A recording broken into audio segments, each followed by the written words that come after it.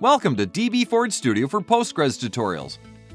In this video, we are going to show you how to create, set up, and modify connection categories using dbForge Studio. As you can see, we have two connections, production and development. Now let's create a select query in the production connection and a delete query in the development connection.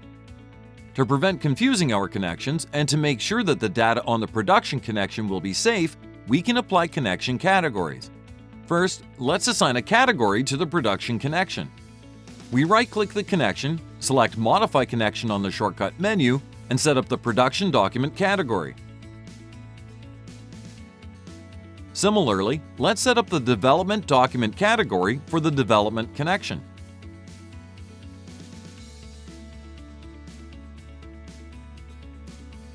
As you can see, the document tabs are now marked with the corresponding colors for our connections.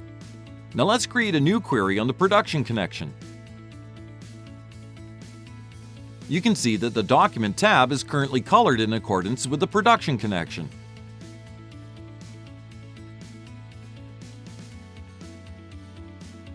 If we change the connection for the query, we will see that the category and the tab color become different. Now on the Tools menu, select Options, Expand Environment, then expand Documents and select Categories. Let's add a new category and change the current category to the newly created one.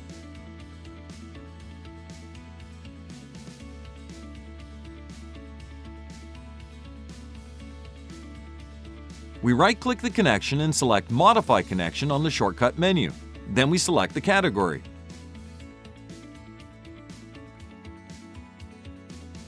Now you can see that the appearance of the tab has changed. That's it! When it comes to the safety of your data, you can always rely on dbForge Studio for Postgres.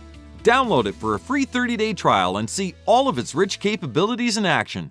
Thank you for watching.